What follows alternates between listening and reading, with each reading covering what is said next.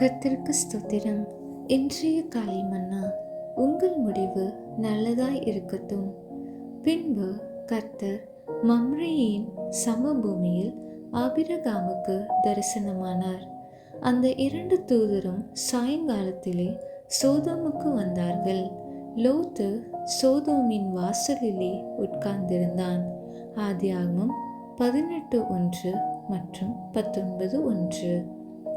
மேற்காணும் வசனங்கள் ஒன்றுக்கொன்று எவ்வளவு வேறுபட்டவையாய் இருக்கின்றன. ஆபிரகாமை சந்திக்க கர்த்தர் தாமே வந்தார். அவன் பகலின் உஷ்ண வேளையில் கூடார வாசலிலே உட்கார்ந்திருந்தான். லோத்தை சந்திப்பதற்கோ 2 தூதர்கள் மட்டுமே வருகின்றனர். அவன் சாயங்காலத்திலே பட்டணத்து வாசலில் உட்கார்ந்திருக்கிறான். இச்சந்தர்ப்பங்கள் ஒருவருடைய மரண நேரத்திற்கு ஒப்பிடப்படலாம். பூரணமாக்கப்பட்ட ஒரு பரிசுத்தவான் மரிக்கும் போது வெறும் தெய்வ தூதர்கள் அல்ல, கர்த்தர் தாமே அந்நபரை அவரது நித்திய வீட்டுக்கு வரவேற்பதற்காக வருகிறார். ஆபிரகாமுடைய விஷயத்தில் பகலின் உஷ்ண வேளை என்று குறிப்பிடப்பட்டுள்ளது. ஆனால் லோத்தின் விஷயத்திலோ அதற்கு மாறாக சாயங்காலம் என்று குறிப்பிடப்பட்டுள்ளது. சாயங்காலம் என்பது உஷ்ணம் தணிந்து குளிர்ந்து போன வேளையாகும். கர்த்தருக்காக இருந்த வைராக்கியமெல்லாம் தணிந்து போயிருக்கிறது.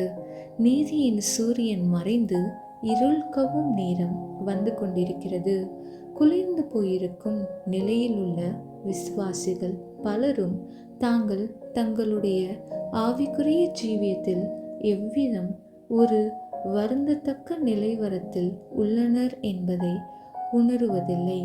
அதற்கு மாறாக அவர்கள் ஒரு காலத்தில் தங்களுக்கிருந்த வைராக்கியத்தை குறித்தும் தாங்கள் கர்த்தருக்காக ஆதாயம் பண்ணின ஆத்துமாக்களை குறித்தும் ஒரு காலத்தில் தாங்கள் எவ்வளவாக பாடுபட்டார்கள் என்பதை குறித்தும் தாங்கள் ஜெபத்திலும் எவ்விதம் போராடினார்கள் என்பதை குறித்தும் பேசுவதில் மிகுந்த மகிழ்ச்சி அடைகின்றனர்.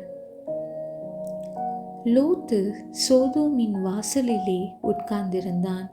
ஒரு காலத்தில் உண்மையான பரிசுத்தவானாகிய ஆபிரகாமோடு அவன் ஐக்கியம் கொண்டிருந்த போது அவனும் கூட விசுவாச ஜீவியம் செய்கிற ஒரு கூடாரவாசியாகவே இருந்தான். ஆனால் இப்பொழுது அவன் அந்த தரிசனத்தையும் வெளிப்படுத்தலையும் இழந்துவிட்டான். பழைய ஏற்பாட்டு காலத்தில் பட்டணத்து வாசலில் உட்காருதல் என்பது ஒரு நியாயாதிபதியாக பதவி வகித்தலை குறிப்பதாய் இருந்தது. லோத்து கூடாரங்களில் வசிப்பதற்கு பதிலாக சோதோமின் வாசலில் உட்கார்ந்திருந்தது ஒருவேளை அவன் தன்னுடைய சிறிய தகப்பனாரை காட்டிலும் உயர்ந்த நிலையில் இருந்ததாக கொஞ்ச காலத்துக்கு மற்றவர்களுக்கு தோன்றியிருக்கக்கூடும். அநேகர் தாங்கள் உலக வழிகளை பின்பற்றிய தங்கள் புத்தியீனமான செயலை குறித்து முடிவில்தான் உணருவர். அப்போது அது மிகவும் காலம் கடந்துவிட்ட ஒன்றாகிவிடும் என்பது எவ்வளவு வருந்தத்தக்கதாய் இருக்கிறது. அருமையான தெய்வ பிள்ளையே, நீ எங்கே இருக்கிறாய் என்ற கர்த்தருடைய சத்தம் இன்னும் தொனித்து கொண்டே இருக்கிறது.